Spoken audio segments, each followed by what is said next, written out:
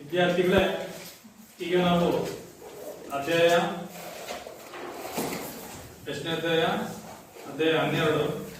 ಅಧ್ಯಾಯ 12ನೇ ಅಧ್ಯಾಯದ ಹೆಸರನ್ನು ತಿಳ್ಕೊಳ್ಳೋಕ್ಕಿಂತ ಮುಂಚೆ ನೀವು ನೈಜತೆಯ ಪರೀಕ್ಷೆ ಅಂತ ಬರುತ್ತೆ. ಮೊದಲನೇದಾಗಿ ನೈಜತೆಯ ಪರೀಕ್ಷೆ ಅಂದ್ರೆ ವಿವಿಧ ವಸ್ತುಗಳ ನೈಜತೆಯ ಪರೀಕ್ಷೆಯನ್ನು ಯಾವ ರೀತಿ ಮಾಡ್ತೀವಿ ಅಂತ. ಈ ಎಕ್ಸಾಂಪಲ್, ನೀವು ಐಸ್ ಕ್ರೀಮ್ ಅನ್ನ ತಿಂತೀರಿ, ತಿಂತಿರಿಲ್ಲ? ಫೋನ್ ಐಸ್ ಕ್ರೀಮ್ ತಿಂತೀರಿ. ಆ ಐಸ್ ಕ್ರೀಮ್ ನಲ್ಲಿ ಅದನ್ನು ನೀವು ಪ್ಯಾಕ್ ಅನ್ನ ಮೇಲೆ ಗಮನಿಸಿದಾಗ ಅದರಲ್ಲಿ ಎಷ್ಟು ಪ್ರಮಾಣ ಐಸ್ ಕ್ರೀಮ್ ಇರುತ್ತೆ ಅಂತ ಹಾಕಿರ್ತಾರೆ. ಎಷ್ಟು 30 ml, 40 ml ಅಥವಾ 20 ml ಅಂತ. ಹಾಗಾದ್ರೆ ಅದ್ರಲ್ಲಿ ಇರುವಂತ ಪ್ರಮಾಣ ನಮಗೆ 30 ml ಇದೆಯೋ ಇಲ್ಲೋ ಅಂತ ನಮಗೆ ಅದರ ನೈಜತೆಯನ್ನು ತಿಳ್ಕೊಳಕ್ಕಾಗಿರ್ಬೋದು.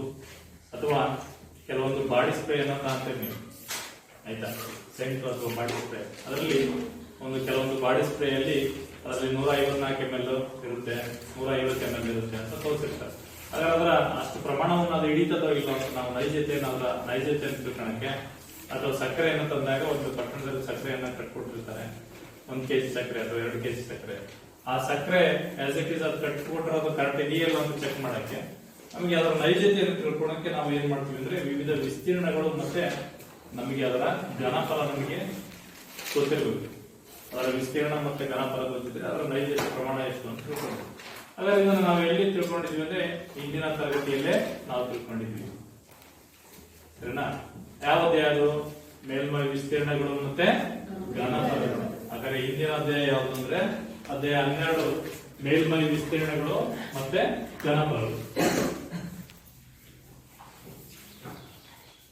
ಮೇಲ್ಮೈ ವಿಸ್ತೀರ್ಣಗಳು ಮತ್ತು ಯಾವುದು? ಘನಫಲಗಳು. ಮೇಲ್ಮೈ ವಿಸ್ತೀರ್ಣಗಳು ಮತ್ತು ಘನಫಲಗಳು.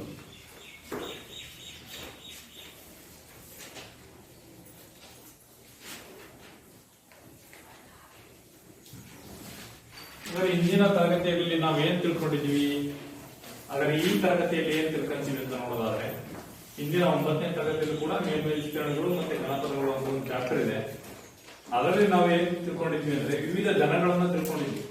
ಸರಿನಾ? ಘನಾಕೃತಿಗಳನ್ನು. ಹಾಗಾದ್ರೆ ಏನ್ ಘನಾಕೃತಿಗಳು ಅಂದ್ರೆ ನಿಮ್ಗೆ ಆಲ್ರೆಡಿ ಗೊತ್ತಿದೆ. ಸಮತಲಾಕೃತಿ ಅಂದ್ರೇನು, ಸಮತಲಾಕೃತಿ ಅಂದ್ರೇನು, ಮತ್ತೆ ಘನಾಕೃತಿ ಅಂದ್ರೇನು, ಇವೆರಡರ ವ್ಯತ್ಯಾಸ ಗೊತ್ತಿರಬೇಕು ನಮಗೆ. ಪ್ರಮುಖವಾಗಿ ಮೊದಲನೇದಾಗಿ ಏನ್ ಗೊತ್ತಿರಬೇಕು? ಸಮತಲಾಕೃತಿ ಮತ್ತೆ ಘನಾಕೃತಿಯ ವ್ಯತ್ಯಾಸ. ಸಮತಲಾಕೃತಿ ಅಂದ್ರೆ 2 ಆಯಾಮಗಳನ್ನ ಹೊಂದಿರುವಂತ ಆಕೃತಿ. ಸರಿನಾ? ಹಾಗಾದ್ರೆ ಈ ಬೋರ್ಡ್ ಒಂದು ಸಮತಲ ಅಂತ ಕರಿತೀವಿ. ಒಂದು ಹಾಳೆನ A4 ಸೈಜ್ ಹಾಳೆಯನ್ನ ತಗೊಂಡ್ರೆ ಅದು ಕೂಡ ಒಂದು ಏನೋ ಸಮತಲಾಕೃತಿ. ಅಂದ್ರೆ ಒಂದು ಆಯತ, ವರ್ಗ ಅಂತ ಏನ್ ಕರಿತೀವಲ್ಲ, ಆಯತ ಆಗಿರ್ಬೋದು, ವರ್ಗ ಆಗಿರ್ಬೋದು, ಸರ್ಕಲ್ ಆಗಿರ್ಬೋದು, ವೃತ್ತ ಆಗಿರ್ಬೋದು, ಅವೆಲ್ಲವೂ ಕೂಡ ಸಮತಲಾಕೃತಿ. ಹಾಗಾದ್ರೆ ಘನಾಕೃತಿಗಳನ್ನು ನಾವು ಆಲ್ರೆಡಿ ತಿಳ್ಕೊಂಡಿದ್ವಿ ಹಿಂದಿನ ತರಗತಿಯಲ್ಲಿ. ಘನಾಕೃತಿಗಳು ಅಂದ್ರೆ 3 ಆಯಾಮಗಳನ್ನು ಹೊಂದಿರ್ತವೆ, X ಆಕ್ಸಿಸ್, Y ಆಕ್ಸಿಸ್ ಮತ್ತೆ Z ಆಕ್ಸಿಸ್. ಹಾಗಾದ್ರೆ 3 ಆಯಾಮಗಳನ್ನ ಹೊಂದಿರುವಂತ ಆಕೃತಿಗಳನ್ನ ನಾವು ಘನಾಕೃತಿಗಳು ಅಂತ ಕರಿತೀವಿ. ಹಾಗಾದ್ರೆ ವಿವಿಧ ಘನಾಕೃತಿಗಳನ್ನು ನಾವು ನೈನ್ತ್ರಲ್ಲೇ ಕಲ್ತಿದ್ವಿ. ಆ ಘನಾಕೃತಿಗಳು ಯಾರು ಹೇಳ್ತಾರೆ ನೋಡೋಣ, ಬರೀತೀರಾ? ಬರ್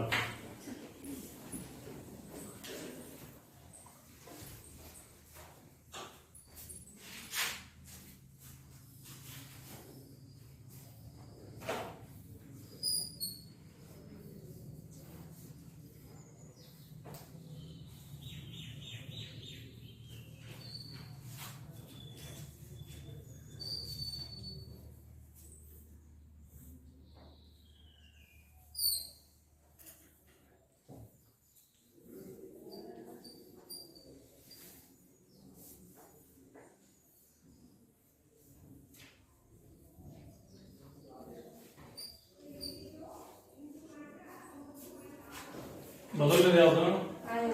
ಆಯತಘನ. ಎರಡನೇದು? ಮೂರನೇದು? ಇವೆಲ್ಲವೂ ಕೂಡ ಘನಾಕೃತಿಗಳು, 3 ಆಯಾಮಗಳನ್ನ ಹೊಂದಿರ್ತವೆ. ಸರಿನಾ? ಅದೇ ರೀತಿಗೆ ಇನ್ನು ಕೆಲವು ಆಕೃತಿಗಳು ಬರ್ತವೆ. ಇದು ಆಯತಘನ, ಇದು ಒಂದು ಚೌಕಘನ ಅಂತ ಬರ್ತದೆ. ಯಾವುದು? ಚೌಕಘನ. ಅದೇ ಯಾವ ರೀತಿ ಇರುತ್ತೆ ಅಂದ್ರೆ ಈ ತರ ಬರುತ್ತೆ, ಚೌಕಘನ. ಸರಿನಾ? ಇದನ್ನು ನಾವು ಚೌಕಘನ ಅಥವಾ ವರ್ಗಘನ ಅಂತ ಕರಿತೀವಿ. ಚೌಕಘನ. ಇದು ಬಿಟ್ರೆ ಮತ್ತೆ ಯಾವ್ದು ಬರುತ್ತೆ? ಗೋಳ ಅಂತ ಬರುತ್ತೆ. ಏನು? ಗೋಳ. ಅದು ಬಿಟ್ರೆ ಮತ್ತೆ ಯಾವ ಆಕೃತಿ ಬರುತ್ತೆ? ಅರ್ಧಗೋಳ. ಇನ್ನೊಂದು ಯಾವುದು? ಅರ್ಧಗೋಳ. ಇವೆಲ್ಲವೂ ಕೂಡ ಘನಾಕೃತಿಗಳು. ಎಂತ ಆಕೃತಿಗಳು? ಘನಾಕೃತಿಗಳು. ಸರಿನಾ? ಹಾಗಾದ್ರೆ ಈ ಘನಾಕೃತಿಗಳನ್ನ ನಾವು ಪ್ರತಿನಿತ್ಯ ಜೀವನದಲ್ಲಿ ಎಲ್ಲೆಲ್ಲಿ ಕಾಣಿಸ್ತೀವಿ? ಆಯತಘನವನ್ನ ಆಕೃತಿಯನ್ನ ಎಲ್ಲಿ ಕಾಣ್ತೀವಿ? ಚೌಕಘನ, ಶಂಕು ಆಗಿರ್ಬೋದು, ಸಿಲಿಂಡರ್ ಆಗಿರ್ಬೋದು, ಗೋಳ ಆಗಿರ್ಬೋದು, ಅರ್ಧಗೋಳದ ಆಕೃತಿಗಳನ್ನ ಪ್ರತಿನಿತ್ಯ ಜೀವನದಲ್ಲಿ ಎಲ್ಲೆಲ್ಲಿ ಕಾಣ್ತೀವಿ ಅಂತ ನೋಡ್ತಾ ಹೋಗೋದು. ಸರಿನಾ? ಇಲ್ಲಿ ಆಯತಘನದ ಆಕೃತಿಯನ್ನ ನಾವು ಎಲ್ಲೆಲ್ಲಿ ಕಾಣ್ತೀವಿ? ಈಗ ಚಾಕ್ಲೇಟ್ ಬಾಕ್ಸ್ ಆಗಿರ್ಬೋದು. ಈ ಚಾಕ್ಲೇಟ್ ತೆರೆಯೋದಕ್ಕೆ ಕೆಲವೊಂದು ಬಾಕ್ಸ್ ಗಳನ್ನ ಕೊಡ್ತಾರೆ. ಆಮೇಲೆ ವಿವಿಧ ರೀತಿಯ ಸ್ವೀಟ್ ಬಾಕ್ಸ್ ಗಳನ್ನ ನೋಡ್ತೀವಿ, ರಟ್ಟಿನ ಬಾಕ್ಸ್ ಗಳನ್ನ ನೋಡ್ತೀವಿ. ಈಗ ಯಾವ್ದಾರೆ ಸಾಮಾನುಗಳು ಅಂಗಡಿಯಲ್ಲಿ ಸಾಮಾನುಗಳು ಅಂತಂದ್ರೆ ಒಂದು ಬಾಕ್ಸ್ ಅಲ್ಲಿ ಕಟ್ಕೊಡ್ತಾರೆ, ರಟ್ಟಿನ ಬಾಕ್ಸ್ ಅಲ್ಲಿ. ಆ ರಟ್ಟಿನ ಬಾಕ್ಸ್ ಆಗಿರ್ಬೋದು. ಮತ್ತೆ ಪೇಸ್ಟ್ ನೋಡಿರಲ್ಲ ನೀವು? ಆ ಪೇಸ್ಟ್ ನ ಕವರ್ ಮೇಲೆ ಇರುತ್ತಲ್ಲ, ಅದು ಕೂಡ ಒಂದು ಆಯತಘನ ಆಕೃತಿ. ನೆಕ್ಸ್ಟ್ ಸೋಪಿಂಗ್ ಬಾಕ್ಸ್ ಅದು ಕೂಡ ಒಂದು ಆಯತಘನ. ಆಯತಘನಕ್ಕೆ ಸುಮಾರು ಎಕ್ಸಾಂಪಲ್ ನಾವು ದಿನನಿತ್ಯ ಜೀವನದಲ್ಲಿ ನೋಡ್ತೀವಿ. ಮನೆಯಲ್ಲಿ ನೀವು ಉಪಯೋಗಿಸ್ತಿರಲ್ಲ, ಸೋಪಿಂಗ್ ಬಾಕ್ಸ್ ಆಗಿರ್ಬೋದು, ಪೇಸ್ಟ್ ಬಾಕ್ಸ್ ಆಗಿರ್ಬೋದು, ಅವೆಲ್ಲವೂ ಕೂಡ ಆಯತಘನಾಕೃತಿಗೆ ಎಕ್ಸಾಂಪಲ್. ಸರಿನಾ? ಅಂದ್ರೆ ಆಯತಘನಾಕೃತಿಯನ್ನ ನಾವು ಈಗ ಆಲ್ರೆಡಿ ಗೊತ್ತಾಯ್ತು ನಿಮಗೆ ಆಯತಘನಾಕೃತಿ ಯಾವ ರೂಪದಲ್ಲಿ ಇರುತ್ತೆ ಅಂತ. ಇದು ಒಂದು ಆಯತಘನಾಕೃತಿ ಅಂತ ಕರೀತೀವಿ. ಸರಿನಾ? ಇದು ಒಂದು ಆಯತಘನ. ಅದೇ ನೆಕ್ಸ್ಟ್ ಬರುವಂತದ್ದು ಚೌಕಘನ. ಹಾಗಾದ್ರೆ ಚೌಕಘನವನ್ನು ನಾವು ಎಲ್ಲೆಲ್ಲಿ ಕಾಣ್ತೀವಿ? ಚೌಕಘನ, ಸ್ವೀಟ್ ಬಾಕ್ಸ್. ಸರಿನಾ? ಎಕ್ಸಾಕ್ಟ್ ಆಗಿ 3 ಬಾವುಗಳಂತೆ ಸೇಮ್ ಇರುವಂತ ರಟ್ಟಿನ ಬಾಕ್ಸ್ಗಳು, ಅವೆಲ್ಲವೂ ಚೌಕಘನಕ್ಕೆ ಎಕ್ಸಾಂಪಲ್. ಅದರ ಆಕೃತಿ ಯಾವ ರೀತಿ ಬರುತ್ತೆ ಅಂದ್ರೆ ಈ ತರ ಚೌಕಘನ. 6 ಮುಖಗಳನ್ನು ಹೊಂದಿರ್ತವೆ. ಸರಿನಾ? 8 ಶೃಂಗಗಳನ್ನ ಹೊಂದಿರ್ತವೆ. 6 ಮುಖಗಳು, 8 ಶೃಂಗಗಳನ್ನ ಹೊಂದಿರ್ತವೆ. ನೆಕ್ಸ್ಟ್ ಇದಾದ್ಮೇಲೆ ಬರುವಂತದ್ದು ಸಿಲಿಂಡರ್. ಆ ಸಿಲಿಂಡರ್ ನ ಆಕೃತಿ ಯಾವ ರೀತಿ ಇರುತ್ತೆ ಅಂದ್ರೆ ಈ ರೀತಿ ಇರುತ್ತೆ. ಸಿಲಿಂಡರ್ ನ ಆಕೃತಿ ಈ ರೀತಿ ಇರುತ್ತೆ. ಹಾಗಾದ್ರೆ ಈ ಸಿಲಿಂಡರ್ಗೆ ಎಕ್ಸಾಂಪಲ್ ಎಲ್ಲೆಲ್ಲಿ ನಾವು ದಿನನಿತ್ಯ ಜೀವನದಲ್ಲಿ ನೋಡ್ತೀವಿ ಅಂದ್ರೆ ವಿವಿಧ ರೀತಿಯ ಡ್ರಮ್ ಗಳನ್ನ ನೀವು ಬಳಸ್ತೀರಿ ಮನೆಯಲ್ಲಿ. ಕಬ್ಬಿಣದ ಡ್ರಮ್ ಬರ್ತಾವಲ್ಲ, ಸರಿನಾ? ಸ್ಟೀಲ್ ಕಬ್ಬಿಣದ ಡ್ರಮ್ಗಳು ಆಗಿರ್ಬೋದು ಅಥವಾ ಪ್ಲಾಸ್ಟಿಕ್ ಡ್ರಮ್ಗಳು ಆಗಿರ್ಬೋದು, ಅವೆಲ್ಲವೂ ಕೂಡ ಸಿಲಿಂಡರ್ ಆಕಾರದಲ್ಲಿ ಇರ್ತವೆ. ಮತ್ತೆ ಅಡಿಗೆ ಸಿಲಿಂಡರ್ ಕೂಡ ಸಿಲಿಂಡರ್ ಆಕಾರದಲ್ಲಿ ಇರುತ್ತೆ. ಮತ್ತೆ ಎಲ್ಲೆಲ್ಲಿ ಸಿಲಿಂಡರ್ ಆಕಾರಗಳನ್ನು ಕಾಣ್ತೀವಿ ನಾವು? ರೋಡ್ ರೋಲರ್ ನೋಡಿದ್ರ? ಬುಲ್ಡೋಸರ್ ಕಾಯ್ತೀವಲ್ಲ, ಈ ರಸ್ತೆಯನ್ನ ಲೆವೆಲ್ ಮಾಡ್ತಾರ, ಆ ಬುಲ್ಡೋಸರ್ ನಲ್ಲಿ ಗಾಲಿಗಳು ಅವು ಕೂಡ ಸಿಲಿಂಡರ್ ಆಕಾರವನ್ನು ಹೊಂದಿರ್ತವೆ. ಸರಿನಾ? ಪೈಪ್, ಯಾವ ಪೈಪ್ ಬಳಸ್ತೀವಲ್ಲ ನಾವು? PVC ಪೈಪ್ಗಳು. ಸರಿನಾ? ಅವು ಕೂಡ ಸಿಲಿಂಡರ್ ಆಕಾರದಲ್ಲಿ ಇರ್ತವೆ. ಅದರಲ್ಲಿ ಬೇರೆ ಬೇರೆ ದೊಡ್ಡವು ಸಣ್ಣ ಸೈಜ್ ಎಲ್ಲ ಬರ್ತವೆ. 2 ಇಂಚು, 1 ಇಂಚು, ಸರಿನಾ? 1.25 ಇಂಚು ಪೈಪ್ಗಳು ಅಂತ ಏನ್ ಕರಿತೀವಲ್ಲ, ಅವು ಕೂಡ ಸಿಲಿಂಡರ್ ಆಕಾರದಲ್ಲಿ ಇರ್ತವೆ. ಆದ್ರೆ ಅವನ್ನ ನಾವು ಟೊಳ್ಳಾದ ಸಿಲಿಂಡರ್ ಅಂತ ಕರೀತೀವಿ. ಟೊಳ್ಳಾದ ಸಿಲಿಂಡರ್, ಘನ ಸಿಲಿಂಡರ್ ಅಂತ. ಇದರಲ್ಲಿ 2 ವಿಧ: ಟೊಳ್ಳಾದ ಸಿಲಿಂಡರ್, ಘನ ಸಿಲಿಂಡರ್. ಏನ್ ಘನ ಸಿಲಿಂಡರ್ ಅಂದ್ರೆ 2 ಕಡೆ ಕ್ಲೋಸ್ ಆಗಿರೋದು. ಈ ತರ ಕ್ಲೋಸ್ ಆಗಿದೆ, ಇದು ಘನ ಸಿಲಿಂಡರ್. ಟೋಲ್ ಸಿಲಿಂಡರ್ ಅಂದ್ರೆ ಈ ಪೈಪ್ ಹೇಳಿದ್ರಲ್ಲ, ಪೈಪ್ ಅಲ್ಲಿ ಒಳಗೆ ಏನಾಗಿರ್ತದೆ, ಅದೇ ರೀತಿ ಜಾಗ ಕ್ಲೋಸ್ ಆಗಿರೋಲ್ಲ, ಓಪನ್ ಇರುತ್ತೆ ಮೇಲೆ ಕೆಳಗೆ. ಆ ಮೇಲೆ ಕೆಳಗೆ ಓಪನ್ ಆಗಿರುವಂತ ಸಿಲಿಂಡರ್ ಗೆ ನಾವು ಟೊಳ್ಳಾದ ಸಿಲಿಂಡರ್ ಅಂತ ಕರೀತೀವಿ. ಒಟ್ಟು ಸಿಲಿಂಡರ್ ಆಕೃತಿಗೆ ಉದಾಹರಣೆ. ಸರಿನಾ? ನೆಕ್ಸ್ಟ್ ಇದು ಬಿಟ್ರೆ ಬರುವಂತದ್ದು ಯಾವುದು? ಶಂಕುವಿನ ಆಕೃತಿ. ಹಾಗಾದ್ರೆ ಶಂಕುವಿನ ಆಕೃತಿಯನ್ನು ನಾವೆಲ್ಲಿ ಕಾಣ್ತೀವಿ? ಶಂಕು ನೋಡಿರಾ? ಶಂಕುವಿನ ಆಕೃತಿಯನ್ನು ಎಲ್ಲಿ ಕಾಣ್ತೀವಿ? ಮತ್ತೆ ಐಸ್ ಕೋನ್ ಐಸ್ ಕ್ರೀಮ್ ಇತ್ತಲ್ಲ ಅದು. ಈ ತರ ಶಂಕುವಿನ ಆಕೃತಿ ಈ ರೂಪದಲ್ಲಿ ಇರ್ತದೆ. ಹಾಗಾದ್ರೆ ಆ ಕೋನ್ ಐಸ್ ಕ್ರೀಮ್ ಏನಿರ್ತದೆ, ಆ ಕೋನ್ ಅದು ಕೂಡ ಶಂಕುವಿನ ಆಕೃತಿಯನ್ನು ಹೊಂದಿರ್ತದೆ. ಮತ್ತೆ ಇಲ್ಲಿ ಈ ಕೆಲವೊಂದು ಬರ್ತಡೆಯಲ್ಲಿ ಮೇಲೆ ಟೋಪಿಯನ್ನು ಕೊಡ್ತಾರೆ. ಈಗ ಬರ್ತಡೆ ಆಚರಣೆ ಮಾಡ್ತಾರಲ್ಲ ಇತ್ತೀಚಿನ ದಿನಗಳಲ್ಲಿ, ಅಲ್ಲಿ ಮೇಲೆ ಟೋಪಿಯನ್ನು ಹಾಕಿ ಕೊಡ್ತಾರೆ. ಅವು ಕೂಡ ಯಾವ ಆಕಾರದಲ್ಲಿ ಇರ್ತವೆ? ಶಂಕುವಿನ ಆಕಾರದಲ್ಲಿ ಇರ್ತವೆ. ನೆಕ್ಸ್ಟ್ ಅದು ಬಿಟ್ರೆ ಬರುವಂತ ನೆಕ್ಸ್ಟ್ ಆಕೃತಿ ಯಾವುದು? ಗೋಳ. ಹಾಗಾದ್ರೆ ಗೋಳವನ್ನ ನೋಡಿದಾಗ ಗೋಳದ ಆಕೃತಿ ಈ ರೀತಿ ಕಾಣಿಸುತ್ತೆ. ಇದನ್ನ ಗೋಳ ಅಂತ ಕರೀತೀವಿ. ಎದಕ್ಕೆ ಕರೀತೀವಿ? ಗೋಳ. ಹಾಗಾದ್ರೆ ಗೋಳಕ್ಕೆ ಸಂಬಂಧಪಟ್ಟಂತೆ ಆಕೃತಿ ದಿನನಿತ್ಯ ಜೀವನದಲ್ಲಿ ಎಲ್ಲಿ ನೋಡ್ತೀವಿ ಅಂದ್ರೆ ಗ್ಲೋಬ್ ನಿಮ್ಮ ಸಮಾಜದಲ್ಲಿ ಯೂಸ್ ಮಾಡ್ತೀವಲ್ಲ ಗ್ಲೋಬ್, ಆ ಪ್ರಪಂಚದಲ್ಲಿ ಯಾವ್ಯಾವ ಸ್ಥಳಗಳು ಎಲ್ಲೆಲ್ಲಿ ಬರ್ತವೆ ಅಂತ ಗ್ಲೋಬ್ ಅಲ್ಲಿ ನಾವು ನೋಡ್ತೀವಿ ಸಮಾಜ ಇದರಲ್ಲಿ. ಹಾಗಾದ್ರೆ ಅದು ಕೂಡ ಒಂದು ಗೋಳಕ್ಕೆ ಉದಾಹರಣೆ. ಅದು ಬಿಟ್ರೆ ಮತ್ತೆ ಫುಟ್ಬಾಲ್, ವಾಲಿಬಾಲ್, ಸರಿನಾ, ಚೆಂಡು ಅವೆಲ್ಲವೂ ಕೂಡ ಯಾವ್ದಕ್ಕೆ ಉದಾಹರಣೆ? ಗೋಳಕ್ಕೆ ಉದಾಹರಣೆ ಅಂತ ಕರೀತೀವಿ. ನೆಕ್ಸ್ಟ್ ಇದಾದ್ಮೇಲೆ ಬರುವಂತದ್ದು ಯಾವುದು? ಕಿತ್ತಳೆ ಹಣ್ಣು. ಕಿತ್ತಳೆ ಹಣ್ಣು ನೋಡಿದಲ್ಲ, ಅದು ಕೂಡ ಗೋಳಕ್ಕೆ ಉದಾಹರಣೆ. ಕಿತ್ತಳೆ ಹಣ್ಣು ಕೂಡ ಸೇಬಣ್ಣೆ ಬರಲ್ಲ. ಸೇಬಣ್ಣೆ ಎಕ್ಸಾಕ್ಟ್ ಈ ತರ ರೌಂಡ್ ಶೇಪ್ ಅಲ್ಲಿ ಗೋಳದ ಆಕೃತಿಯಲ್ಲಿ ಬರಲ್ಲ, ಅದು ಸ್ವಲ್ಪ ಚೇಂಜ್ ಇರುತ್ತೆ. ಸರಿನಾ? ಬೇರೆ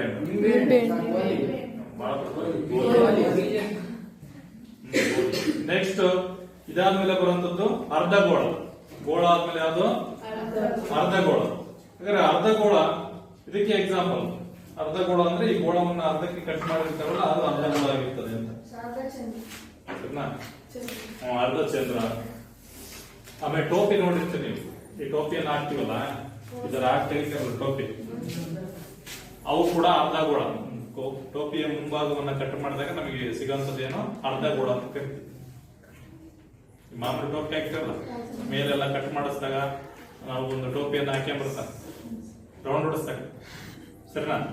ಈಗ ತಲೆಯನ್ನ ಬೋಳಿಸಿದಾಗ ಒಂದು ಟೋಪಿಯನ್ನು ಹಾಕ್ಕೊಂಡ್ಬಿಡ್ತಿರಲ್ಲ, ಆ ಟೋಪಿ ಯಾವ ಆಕಾರದಲ್ಲಿರ್ತದೆ? ಅರ್ಧಗೋಳದ ಆಕಾರದಲ್ಲಿರ್ತದೆ. ನೆಕ್ಸ್ಟ್ ಇವೆಲ್ಲ ಕೂಡ ಘನಾಕೃತಿಗಳು ಅಂತ ಕರೆದಿವಿ. ಹಾಗಾದ್ರೆ ಈ ಘನಾಕೃತಿಗಳ ವಿಸ್ತೀರ್ಣಗಳನ್ನ, ಜನಪದವನ್ನ ಹಿಂದಿನ ತರಗತಿಗಳಲ್ಲಿ ಅದರ ಸೂತ್ರಗಳನ್ನ ನಾವು ತಿಳ್ಕೊಂಡಿರ್ತೀವಿ 9ನೇ ತರಗತಿ. ಈಗೇನ್ ಘನಾಕೃತಿಗಳು ಆಯತಗಳದ್ದು, ಘನದ್ದು, ಸರಿನಾ, ಮತ್ತೆ ಸಿಲಿಂಡರ್, ಇವೆಲ್ಲ ಘನಾಕೃತಿಗಳ ಮೇಲ್ಮೈ ವಿಸ್ತೀರ್ಣಗಳು ಮತ್ತೆ ಘನಫಲ ಕನ್ನಡಿಯ ಸೂತ್ರಗಳನ್ನ ಹಿಂದಿನ ತರಗತಿಯಲ್ಲಿ ನಾವು ತಿಳ್ಕೊಂಡಿರ್ತೀವಿ. ಅವನ್ನ ನಾವು ರಿವಿಷನ್ ಮಾಡ್ತಾ ಹೋಗೋಣ. ಮೊದಲನೇದಾಗಿ ಸಿಲಿಂಡರ್.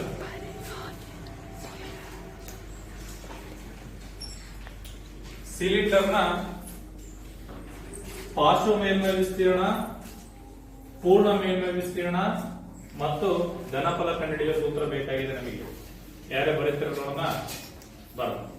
ಸಿಲಿಂಡರ್ನ ಪಾರ್ಶ್ವ ಮೇಲ್ಮೈ ವಿಸ್ತೀರ್ಣ, ಪೂರ್ಣ ಮೇಲ್ಮೈ ವಿಸ್ತೀರ್ಣ ಮತ್ತು ಘನಫಲ ಸೂತ್ರ.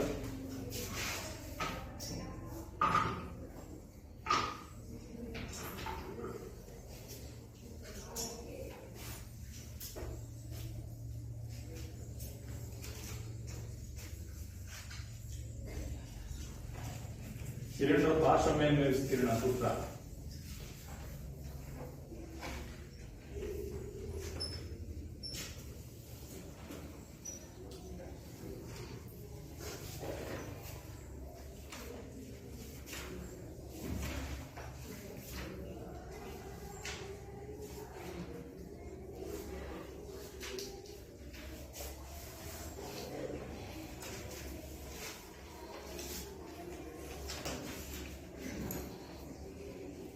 ಪೂರ್ಣ ಮೇಲ್ಮೈ ವಿಸ್ತೀರ್ಣ ಸೂತ್ರ ಕರೆಕ್ಟ್ ಇದೆ, ಪಾರ್ಶ್ವ ಮೇಲ್ಮೈ ವಿಸ್ತೀರ್ಣ ಸೂತ್ರ ತಪ್ಪಿದೆ.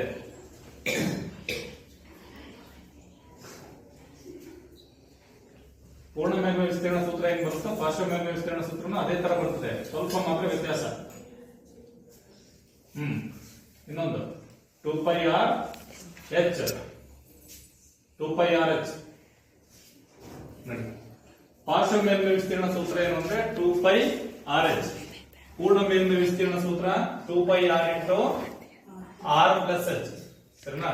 ಯಾವುದು? ಸಿಲಿಂಡರ್. ಹಾಗಾದ್ರೆ ಸಿಲಿಂಡರ್ ನ ಘನಫಲ ಸೂತ್ರ, ಸಿಲಿಂಡರ್ ಘನಫಲ ಸೂತ್ರ ಏನು ಅಂದ್ರೆ πr²h. ಸಿಲಿಂಡರ್ ನ ಘನಫಲ ಸೂತ್ರ ಏನು? πr²h. ಸಿಲಿಂಡರ್ ಪಾರ್ಶ್ವ ಮೇಲ್ಮೈ ವಿಸ್ತೀರ್ಣ 2πr(h) ಅಂದ್ರೆ ಪೂರ್ಣ ಮೇಲ್ಮೈ ವಿಸ್ತೀರ್ಣ 2πr × r+h. ಘನಫಲದ ಸೂತ್ರ πr²h. ಇದು r ನ ತ್ರಿಜ್ಯ ಆಗಿರ್ತದೆ, h ಅಂದ್ರೆ ಎತ್ತರ, π ಅಂದ್ರೆ ಸ್ಥಿರಾಂಕ. ಶಂಕು. ನೆಕ್ಸ್ಟ್ ಬರುವಂತದ್ದು ಶಂಕುವಿನ ಪಾರ್ಶ್ವ ಮೇಲ್ಮೈ ವಿಸ್ತೀರ್ಣ ಮತ್ತೆ ಪೂರ್ಣ ಮೇಲ್ಮೈ ವಿಸ್ತೀರ್ಣ ಸೂತ್ರ. ಶಂಕು ಸಂಬಂಧಪಟ್ಟಂತೆ ಇದನ್ನ ಯಾರು ಹೇಳ್ತೀರಿ? ಶಂಕುವಿನ ಪಾರ್ಶ್ವ ಮೇಲ್ಮೈ ವಿಸ್ತೀರ್ಣ ಬರ್ತದೆ. ಶಂಕುವಿನ ಪಾರ್ಶ್ವ ಮೇಲ್ಮೈ ವಿಸ್ತೀರ್ಣ ಮತ್ತೆ ಪೂರ್ಣ ಮೇಲ್ಮೈ ವಿಸ್ತೀರ್ಣ ಹಾಗೂ ಘನಫಲ.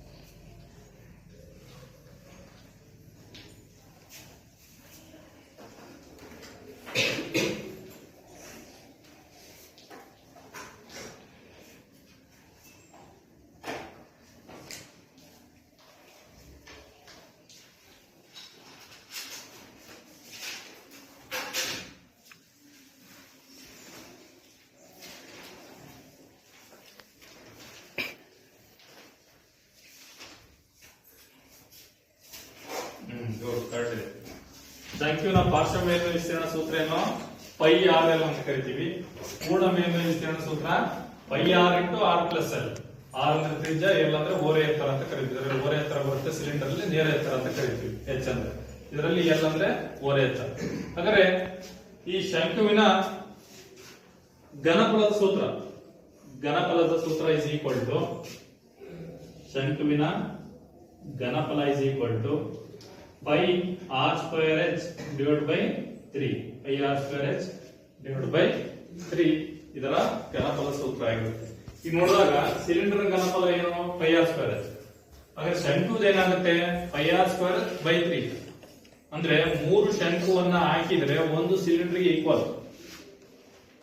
ಒಂದು ಸಿಲಿಂಡರ್ಗೂ ಮತ್ತೆ ಶಂಕುವನ್ನು ಒಂದೇ ಎತ್ತರ ಹೊಂದಿದ್ದಾಗ, ಈಗ ಒಂದು ಸಿಲಿಂಡರ್ ಮತ್ತೆ ಒಂದು ಶಂಕುವನ್ನು ತಗೊಂಡಿದ್ದೀವಿ ಇಟ್ಕೊಳ್ಳಿ, ಒಂದೇ ಎತ್ತರ ಇದಾವೆ, ಅವೆರಡೂ ಕೂಡ ಒಂದೇ ಎತ್ತರ ಇದಾವೆ ತಗೊಂಡ್ರೆ ಇದರ ಘನಫಲಕ್ಕೂ ಅಥವಾ ಗಾತ್ರಕ್ಕಿರೋ ವ್ಯತ್ಯಾಸ ಏನು ಅಂದ್ರೆ 3 ಶಂಕುವನ್ನ ಇದರಲ್ಲಿ 3 ಪ್ರಮಾಣವನ್ನ ತುಂಬಿ ಇದಕ್ಕೆ ಹಾಕಿದ್ರೆ ಆವಾಗ ಒಂದು ಸಿಲಿಂಡರ್ ಪ್ರಮಾಣ ಆಗುತ್ತೆ ಅಂತ. 3 ಶಂಕುವಿನ ಪ್ರಮಾಣ ಅಂದ್ರೆ 3 ಶಂಕು ಹಾಕೋದು ಒಂದೇ, ಒಂದು ಸಿಲಿಂಡರ್ ಇರೋದು ಒಂದೇ ಎತ್ತರ ಹೊಂದಿದ್ರೆ, ಒಂದೇ ಎತ್ತರವನ್ನು ಹೊಂದಿರುವಂತ ಶಂಕು ಮತ್ತು ಸಿಲಿಂಡರ್ಗೆ ಇರುವಂತ ಘನಫಲವನ್ನು ಹೋಲಿಕೆ ಮಾಡಿದ್ರೆ ನಮಗೆ ಅದರ ಘನಫಲ is equal to pi R square H ಇದು ಆಗಿರುತ್ತೆ. ಅದರ 3ನೇ ಒಂದು ಭಾಗ ಶಂಕುವಿನ ಘನಫಲ ಆಗಿರುತ್ತೆ, pi R square H by 3 ಆಗಿರುತ್ತೆ ಅಂತ. ಈಗ ನೆಕ್ಸ್ಟ್ ಬರುವಂತದ್ದು ಗೋಳ. ಯಾಕಂದ್ರೆ ಗೋಳದ ಪೂರ್ಣ ಮೇಲ್ಮೈ ವಿಸ್ತೀರ್ಣ ಮತ್ತೆ ಪಾರ್ಶ್ವ ಮೇಲ್ಮೈ ವಿಸ್ತೀರ್ಣ, ಅದೇ ರೀತಿ ಘನಫಲ, ಸಿಲಿಂಡರ್ ಧಾತು, ಶಂಕು ಧಾತು. ನೆಕ್ಸ್ಟ್ ಯಾವ್ದೀಗ ಗೋಳದ ನೋಡೋದು. ಹಾಗಾದ್ರೆ ಗೋಳದ ಪಾರ್ಶ್ವ ಮೇಲ್ಮೈ ವಿಸ್ತೀರ್ಣ, ಪೂರ್ಣ ಮೇಲ್ಮೈ ವಿಸ್ತೀರ್ಣ ಎರಡೂ ಕೂಡ ಅದಕ್ಕೆ ಸೇಮ್ ಆಗಿರುತ್ತದೆ. ಸರಿನಾ? ಈ ಗೋಳದ ಆಕೃತಿಯನ್ನು ನಾವು ನೋಡಿ, ಗೋಳದ ಆಕೃತಿಯಲ್ಲಿ ಇದಕ್ಕೆ ಪಾರ್ಶ್ವ ಮತ್ತೆ ಪೂರ್ಣ ಅಂತ ಸಪರೇಟ್ ಇಲ್ಲ, ಎರಡೂ ಕೂಡ ಒಂದೇ ಸೇಮ್. ಪಾರ್ಶ್ವ ಅಂದ್ರೆ ಏನು? ಸೈಡ್ ಇದು ಅಂತ ಕರಿತೀವಿ. ಈ ಬೇರೆ ಆಕೃತಿ ಸಿಲಿಂಡರ್ ತಗೊಂಡ್ರೆ ಅದಕ್ಕೆ ಪೂರ್ಣ ಬೇರೆ ಪಾರ್ಶ್ವ ಬೇರೆ ಆಗುತ್ತೆ. ಸಿಲಿಂಡರ್ ನೋಡಿದ್ರೆ ಸಿಲಿಂಡರ್ಗೆ ಪಾರ್ಶ್ವ ಅಂದ್ರೆ ಇದಕ್ಕಂತ ಕರಿತೀವಿ, ಪೂರ್ಣ ಅಂದ್ರೆ ಪಾರ್ಶ್ವದ ಜೊತೆಗೆ ಇವೆರಡು ಸೇರಿದ್ರೆ ಪೂರ್ಣ ಆಗುತ್ತೆ. ಬಟ್ ಇದನ್ನ ತಗೊಂಡಾಗ ಪೂರ್ಣನು ಒಂದೇ, ಪಾರ್ಶ್ವನು ಒಂದೇ. ಸರಿನಾ? ಇದು ಪಾರ್ಶ್ವ ಅಂತ ಸಪರೇಟ್ ಇರಲ್ಲ, ಅವು ಟೋಟಲ್ ವಿಸ್ತೀರ್ಣ. ಅದರ ವಿಸ್ತೀರ್ಣ ಏನು ಅಂದ್ರೆ ಗೋಳದ ಪೂರ್ಣ ಮೇಲ್ಮೈ ವಿಸ್ತೀರ್ಣ ಅಥವಾ ಮೇಲ್ಮೈ ವಿಸ್ತೀರ್ಣ, ಪೂರ್ಣ ಮೇಲ್ಮೈ ವಿಸ್ತೀರ್ಣ. ಅದರ ಸೂತ್ರ ಗೋಳದ ಪೂರ್ಣ ಮೇಲ್ಮೈ ವಿಸ್ತೀರ್ಣ ಸೂತ್ರ ಏನು ಅಂದ್ರೆ 4 ಪೈ ಆರ್ ಸ್ಕ್ವೇರ್ ಅಂತ ಕರೀತೀವಿ. 4 ಪೈ ಆರ್ ಸ್ಕ್ವೇರ್ ಇದು ಗೋಳದ ಪೂರ್ಣ ಮೇಲ್ಮೈ ವಿಸ್ತೀರ್ಣ. ನೆಕ್ಸ್ಟ್ ಗೋಳದ ಘನಫಲ. ಗೋಳದ ಘನಫಲ ಅಥವಾ ಗಾತ್ರದ ಸೂತ್ರ ಏನು ಅಂದ್ರೆ ಗೋಳದ ಘನಫಲ is equal to 4/3 pi R cube. ಇದರ ಘನಫಲ ಸೂತ್ರ ಏನು? 4/3 ಪೈ ಆರ್ ಕ್ಯೂಬ್. ಆಯ್ತಾ? ಇದು 4 ಪೈ ಆರ್ ಸ್ಕ್ವೇರ್ ಪೂರ್ಣ ಮೇಲ್ಮೈ ವಿಸ್ತೀರ್ಣ ಆದ್ರೆ ಘನಫಲದ್ದು 4/3 ಪೈ ಆರ್ ಸ್ಕ್ವೇರ್. ನೆಕ್ಸ್ಟ್ ಅರ್ಧ ಗೋಳದ್ದು. ಹಾಗಾದ್ರೆ ಅರ್ಧ ಗೋಳಕ್ಕೆ ಪಾರ್ಶ್ವ ಬೇರೆ ಇರ್ತದೆ, ಪೂರ್ಣ ಮೇಲ್ಮೈ. ಯಾಕೆ? ಅರ್ಧ ಕಟ್ ಮಾಡೋದ್ರಿಂದ ಪಾರ್ಶ್ವ ಬೇರೆ ಆಗುತ್ತೆ, ಪೂರ್ಣ ಮೇಲ್ಮೈ. ಅರ್ಧ ಗೋಳದ ಪಾರ್ಶ್ವ ಮೇಲ್ಮೈ ವಿಸ್ತೀರ್ಣ ಇಸ್ ಈಕ್ವಲ್ ಟು ಇದು 2 ಪೈ ಆರ್ ಸ್ಕ್ವೇರ್. ಇದರ ಅರ್ಧದಷ್ಟು ಅಂತ. ಗೋಳದ ಅರ್ಧದಷ್ಟು, ಗೋಳದ ಪೂರ್ಣ ಮೇಲ್ಮೈ ವಿಸ್ತೀರ್ಣ 4 ಪೈ ಆರ್ ಸ್ಕ್ವೇರ್. ಅದನ್ನ 2ರಿಂದ ಡಿವೈಡ್ ಮಾಡಿದ್ರೆ ನಮಗೆ ಎಷ್ಟು ಸಿಗುತ್ತೆ? 2 ಪೈ ಆರ್ ಸ್ಕ್ವೇರ್. ಹಾಗಾದ್ರೆ ಅರ್ಧ ಗೋಳದ ಪೂರ್ಣ ಮೇಲ್ಮೈ ವಿಸ್ತೀರ್ಣ. ನೆಕ್ಸ್ಟ್ ಅರ್ಧ ಗೋಳದ ಪೂರ್ಣ ಮೇಲ್ಮೈ ವಿಸ್ತೀರ್ಣ ಇಸ್ ಈಕ್ವಲ್ ಟು, ಈಗ ಗೋಳವನ್ನ ಏನ್ ಮಾಡಿದ್ವಿ? ಅರ್ಧ ಕಟ್ ಮಾಡಿದ್ವಿ. ಏನ್ ಮಾಡಿದ್ವಿ? ಅರ್ಧಕ್ಕೆ ಕಟ್ ಮಾಡಿದ್ವಿ. ಅರ್ಧಕ್ಕೆ ಕಟ್ ಮಾಡಿದ್ರೆ ಅದರ ಆಕೃತಿಯನ್ನು ನಮಗೆ ಗೊತ್ತಿದೆ. ಅರ್ಧ ಗೋಳದ ಆಕೃತಿ ಯಾವ ರೀತಿ ಬರುತ್ತೆ ಅಂತ ಈ ತರ. ಪಾರ್ಶ್ವ ಅಂದ್ರೆ ಇದು ಮಾತ್ರ, ಪೂರ್ಣ ಅಂದ್ರೆ ಇದರ ಪೂರ್ಣ ಅಂದ್ರೆ ಈ ಪಾರ್ಶ್ವದ ಜೊತೆಗೆ ಮೇಲೆ ಸರ್ಕಲ್ ರೂಪದಲ್ಲಿ ಇರುತ್ತಲ್ಲ ಅದು ಸೇರಿದ್ರೆ ಪೂರ್ಣ ಮೇಲ್ಮೈ ವಿಸ್ತೀರ್ಣ ಆಗುತ್ತೆ. ಆದರೆ ಈ ಪಾರ್ಶ್ವ ಮೇಲ್ಮೈ ವಿಸ್ತೀರ್ಣಕ್ಕೆ ಏನ್ ಮಾಡ್ತಾ ಇದೀವಿ? 2 ಪೈ ಆರ್ ಸ್ಕ್ವೇರ್ ಗೆ ಪ್ಲಸ್ ಪೈ ಆರ್ ಸ್ಕ್ವೇರ್ ಕೊಡ್ತಾ ಇದೀವಿ. ವೃತ್ತದ ವಿಸ್ತೀರ್ಣ ಮೇಲ್ಭಾಗದ್ದು ವೃತ್ತಾಕಾರದಲ್ಲಿ ಇರ್ತದೆ, ಅದೇನು ಓಪನ್ ಮಾಡಿರ್ತೀವಲ್ಲ. ಹಾಗಾದ್ರೆ 2 ಪೈ ಆರ್ ಸ್ಕ್ವೇರ್ ಗೆ ಪೈ ಆರ್ ಸ್ಕ್ವೇರ್ ಕೂಡಿದ್ರೆ ಎಷ್ಟು? 3 ಪೈ ಆರ್ ಸ್ಕ್ವೇರ್. ಇದು ಪೂರ್ಣ ಮೇಲ್ಮೈ ವಿಸ್ತೀರ್ಣ. ಯಾವ್ದು? ಗೋಳದ ಪೂರ್ಣ ಮೇಲ್ಮೈ ವಿಸ್ತೀರ್ಣ ಇಸ್ ಈಕ್ವಲ್ ಟು ಎಷ್ಟು? 3 ಪೈ ಆರ್ ಸ್ಕ್ವೇರ್. ನೆಕ್ಸ್ಟ್ ಘನಫಲ ನೋಡೋದಾದ್ರೆ ಗೋಳದ ಘನಫಲ ಅರ್ಧ ಗೋಳದ್ದು. ಈಗ ನಮಗೆ ಬೇಕಾದ್ರೆ ಅರ್ಧ ಗೋಳದ್ದು. ಗೋಳದ್ ಗೊತ್ತಿದೆ ನಮಗೆ. ಗೋಳದ ಎಷ್ಟು ಬಂದಿದೆ? 4/3 ಪೈ ಆರ್ ಕ್ಯೂಬ್. ಅದನ್ನ 2ರಿಂದ ಡಿವೈಡ್ ಮಾಡಿದ್ರೆ ಎಷ್ಟಾಗುತ್ತೆ? 2/3 ಆಗುತ್ತೆ. 2/3 ಪೈ ಆರ್ ಕ್ಯೂಬ್. ಸಿಲಿಂಡರ್ ಗೊತ್ತಿದ್ರೆ ನಾವು ಶಂಕುದು ಬರೀಬಹುದು, ಗೋಳದ ಗೊತ್ತಿದ್ರೆ ಅರ್ಧ ಗೋಳದ ಬರೀಬಹುದು. ಗೊತ್ತಾಗ್ತಲ್ಲ? ಇದರ ಅರ್ಧದಷ್ಟು ಅರ್ಧ ಗೋಳ. ನೋಡಿ, ಗೋಳದ ಪೂರ್ಣ ಮೇಲ್ಮೈ ವಿಸ್ತೀರ್ಣ 4πr² ಇರುತ್ತೆ. ಅರ್ಧ ಗೋಳದ ಪಾರ್ಶ್ವ ಮೇಲ್ಮೈ ವಿಸ್ತೀರ್ಣ ಅದರ ಅರ್ಧ 2πr². ಪೂರ್ಣ ಮೇಲ್ಮೈ ವಿಸ್ತೀರ್ಣ ಮಾತ್ರ ಅದಕ್ಕೆ ಇನ್ನೊಂದು πr² ಕೂಡಿದ್ರೆ ನಮಗೆ 3πr² ಆಗುತ್ತೆ. ಗೋಳದ ಘನಫಲ ಇಲ್ಲಿ 4/3 ಆದ್ರೆ ಅದರ ಅರ್ಧ ಗೋಳದ ಎಷ್ಟಾಗುತ್ತೆ? 2/3 ಆಗುತ್ತೆ. 2/3πr. ಅದರ ಅರ್ಧದಷ್ಟು 2ರಿಂದ ಡಿವೈಡ್ ಮಾಡಿದ್ರೆ 2/3 ಆಗುತ್ತೆ. 2/3πr.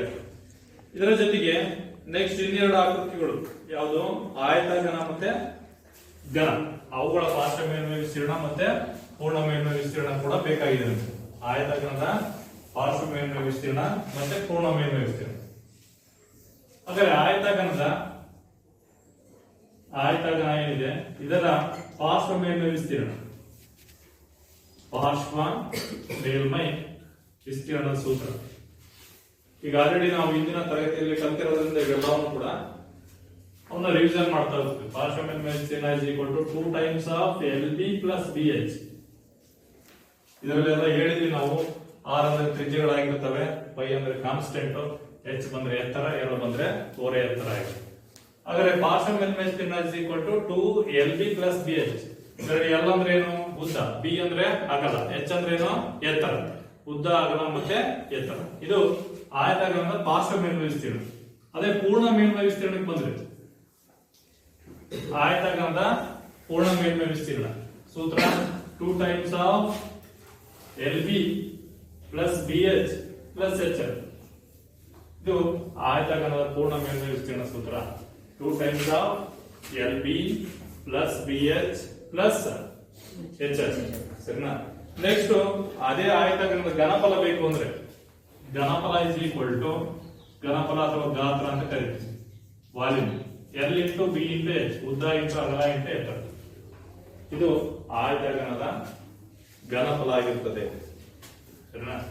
ಈಗ ಇದನ್ನು ನೋಡಿಕೊಂಡು ನಾವೇನ್ ಮಾಡಬಹುದು? ಘನದ ಬರೀಬಹುದು. ಹಾಗಾದ್ರೆ ಘನಕ್ಕೆ ಸಂಬಂಧಪಟ್ಟಂತೆ ಪಾರ್ಶ್ವ ಮೇಲ್ಮೈ ವಿಸ್ತೀರ್ಣ ಏನು, ಪೂರ್ಣ ಮೇಲ್ಮೈ ವಿಸ್ತೀರ್ಣ ಏನು ನೋಡ್ತಾ ಘನ ಅಥವಾ ಚೌಕ ಘನ ಅಂತ ಕರೀತೀವಿ. ಇದರ ಪಾರ್ಶ್ವ ಮೇಲ್ಮೈ ವಿಸ್ತೀರ್ಣ, ಪಾರ್ಶ್ವ ಮೇಲ್ಮೈ ವಿಸ್ತೀರ್ಣ is equal to ಘನದ ಪಾರ್ಶ್ವ ಮೇಲ್ಮೈ ಅಥವಾ ಚೌಕ ಘನದ ಪಾರ್ಶ್ವ ಮೇಲ್ಮೈ ವಿಸ್ತೀರ್ಣ 4L². 4L². ಅದೇ ಪೂರ್ಣ ಮೇಲ್ಮೈ ವಿಸ್ತೀರ್ಣ ಬೇಕು ಅಂದ್ರೆ ಮೇಲೆ ಮತ್ತೆ ಕೆಳಗಿರುವ ಮುಖ ಸೇರಿ 6L² ಆಗುತ್ತೆ. 6L². ಸರಿನಾ? ಈ ಚೌಕ ಘನ ಗೊತ್ತಿದೆ ನಮಗೆ. ಎಷ್ಟು ಮುಖಗಳಿರ್ತವೆ? 6 ಮುಖಗಳಿರ್ತವೆ. 6 ಮುಖಗಳಲ್ಲಿ ಪಾರ್ಶ್ವ ಅಂದ್ರೆ ಏನು? ನಮಗೆ ಕಾಣುವಂಥದ್ದು, ನಿಮಗೆ ಕಣ್ಣಿಗೆ ದೂರದಿಂದ ಕಾಣುವಂಥದ್ದು ಏನು? ಈ 4 ಮುಖಗಳು ಮಾತ್ರ, ಮೇಲೆ ಕೆಳಗೆ ಕಾಣಲ್ಲ. 3 ಅಂತೂ ಕಾಣ್ತವೆ, ಇನ್ನೊಂದು ಕಡೆ ಇರ್ತದೆ. ಪಾರ್ಶ್ವ ಅಂದ್ರೆ ಈ ಭಾಗ ಮಾತ್ರ. ಪೂರ್ಣ ಅಂದ್ರೆ ಇವೆರಡು ಸೇರಿ. ಹಾಗಾದ್ರೆ ಪಾರ್ಶ್ವ ಮೇಲ್ಮೈ ವಿಸ್ತೀರ್ಣ ಅಂದ್ರೆ ಎಷ್ಟು ಮುಖಗಳಿದಾವೆ? 4 ಮುಖಗಳು. 4L². L² ಅಂದ್ರೆ ಏನು? ಉದ್ದ ಇಂಟು ಅಗಲ ಅಂತೀವಲ್ಲ ನಾವು. ಇದರಲ್ಲಿ ಎಲ್ಲಾ ಭಾಗಗಳ ಅಳತೆ ಸೇಮ್ ಇರುತ್ತೆ. L into L, L² ಆಗುತ್ತೆ. ಪ್ರತಿಯೊಂದು ಮುಖದ ಅಳತೆ ಏನು ಅಂದ್ರೆ L². ಪ್ರತಿಯೊಂದು ಮುಖದ ಅಳತೆ ಏನು? L². ಉದ್ದ ಇಂಟು ಅಗಲ ಅಂತ. ಉದ್ದನೂ ಎಲ್ಲೋ ಅಗಲನೂ ಎಲ್ಲೋ ಆಗಿದ್ದಾಗ ಉದ್ದ ಇಂಟು ಅಗಲ ಅಂದ್ರೆ L into L, L². ಒಂದು ಮುಖದ್ದು L² ಆದ್ರೆ 4 ಮುಖಗಳಿದಾವೆ ಪಾರ್ಶ್ವ, 4L². ಪೂರ್ಣ ಮೇಲ್ಮೈ ವಿಸ್ತೀರ್ಣ ಮೇಲಿನ 2 ಮುಖಗಳು ಸೇರಿಸಿದ್ರೆ ಪೂರ್ಣ ಆಗುತ್ತೆ. 4L² ಗೆ ಪ್ಲಸ್ 2L² ಅಂದ್ರೆ ಇವೆರಡು ಮುಖಗಳನ್ನು ಸೇರಿಸಿದ್ರೆ 6L². ಇದು ಪೂರ್ಣ ಮೇಲ್ಮೈ ವಿಸ್ತೀರ್ಣ. ನೆಕ್ಸ್ಟ್ ಇದರ ಘನಫಲ. ಆಯತಾಘನದ ಗೊತ್ತಿದೆ ನಮಗೆ, ಅದನ್ನು ನೋಡಿಕೊಂಡೆ ಇದರ ಘನಫಲ ಬರೀಬಹುದು. ಹಾಗಾದ್ರೆ ಘನಫಲ is equal to ಇಲ್ಲಿ 3 ಉದ್ದಗಳು ಸೇಮ್ ಇರೋದ್ರಿಂದ, ಉದ್ದ ಅಗಲ ಎತ್ತರ ಸೇಮ್ ಇರೋದ್ರಿಂದ ಯಾವ್ದ್ರಲ್ಲಿ? ಚೌಕ ಘನದಲ್ಲಿ L into L into L. 3ಕ್ಕೂ ಕೂಡ L ಅಂತ ಕಾಣಿರ್ತೀವಿ. L into L into L ಅಂದ್ರೆ L3. ಘನದ ಘನಫಲ ಎಷ್ಟು? L3 ಆಗುತ್ತೆ. ಇವಿಷ್ಟು ಸೂತ್ರಗಳು ನಮ್ಮ ಈ ಅಧ್ಯಾಯಕ್ಕೆ ಬೇಕಾಗಿದೆ. ಹಾಗಾದ್ರೆ ಈ ಅಧ್ಯಾಯದಲ್ಲಿ ಏನು ಅಧ್ಯಯನ ಮಾಡ್ತೀವಿ? ಜೋಡಿಸಿದ ಘನಾಕೃತಿಗಳು. ಏನೋ ಜೋಡಿಸಿದ ಘನಾಕೃತಿಗಳು. ಹಾಗಾದ್ರೆ ಜೋಡಿಸಿದ ಘನಾಕೃತಿಗಳನ್ನ ನಾವು ಎಲ್ಲೆಲ್ಲಿ ಕಾಣ್ತೀವಿ? ಎಲ್ಲೆಲ್ಲಿ ಕಾಣ್ತೀವಿ ಜೋಡಿಸಿದ ಘನಾಕೃತಿಗಳನ್ನು? ಈಗ ಒಂದು ಸ್ಥಳದಿಂದ ಇನ್ನೊಂದು ಸ್ಥಳಕ್ಕೆ ನಾವು ನೀರನ್ನ ತಗೊಂಡೋಗಿರೋದಾಗಿರ್ಬೋದು. ನೀವು ಮನೆಯೆಲ್ಲ ನೋಡಿದ್ರಿ, ನಿಮ್ಮ ಕೃಷಿ ಜಮೀನಿಗೆ ಹೊಂಡಗಳನ್ನ ಮಾಡಿಕೊಂಡು ನೀರಿನ ಮೂಲಕ, ಅಂದ್ರೆ ನೀರು ಬೋರ್ವೆಲ್ಗಳೆಲ್ಲ ನಿಂತಿರೋದ್ರಿಂದ ಅವ್ರು ಏನ್ ಮಾಡಿದ್ರು, ಬೇಸಿಗೆ ಟೈಮಲ್ಲಿ ಒಂದ್ ಕಡೆಯಿಂದ ಇನ್ನೊಂದ್ ಕಡೆಗೆ ನೀರು ತರ್ತಿದ್ರಲ್ಲ, ಎಲ್ಲಿ ನೀರು ಸಿಕ್ತಂತ ಆ ಪ್ರದೇಶದಿಂದ ಇನ್ನೊಂದು ಪ್ರದೇಶಕ್ಕೆ ನೀರನ್ನ ತಗೊಂಬಂದ್ರು. ಯಾವ್ದ್ರ ಮೂಲಕ ತಗೊಂಬಂದ್ರು? ನೀರಿನ ಟ್ಯಾಂಕರ್ಗಳ ಮೂಲಕ ತಗೊಂಬಂದ್ರು. ಅವೆಲ್ಲ ಯಾವ ಆಕಾರದಲ್ಲಿ ಇರ್ತವೆ? ಸಿಲಿಂಡರ್ ಜೊತೆಗೆ ಎರಡು ಅರ್ಧ ಗೋಳಾಕೃತಿಯನ್ನ ಸೇರಿಸಿ ಮಾಡುವಂತ ಒಂದು ಆಕೃತಿ ಟೈಪ್ ಬರ್ತಾವ, ಸರಿನಾ? ಸಿಲಿಂಡರ್ ಜೊತೆಗೆ ಎರಡು ಅರ್ಧ ಗೋಳಾಕೃತಿಯನ್ನ ರೂಪದಲ್ಲಿ ಆ ಟ್ಯಾಂಕರ್ಗಳು ಇರ್ತವೆ. ನೀರಿನ ಟ್ಯಾಂಕರ್ ಆಗಿರ್ಬೋದು, ಅಥವಾ ಪೆಟ್ರೋಲ್ ಡೀಸೆಲ್ ನ ಒಂದ್ ಕಡೆಯಿಂದ ಇನ್ನೊಂದ್ ಕಡೆಗೆ ಪ್ರತಿಯೊಂದು ಬಂಕಿಗೆ ತಲುಪಿಸುವಂತ ಕೆಲಸವನ್ನ. ಪೆಟ್ರೋಲ್ ಡೀಸೆಲ್ ಎಲ್ಲಿಂದ ಬರುತ್ತೆ?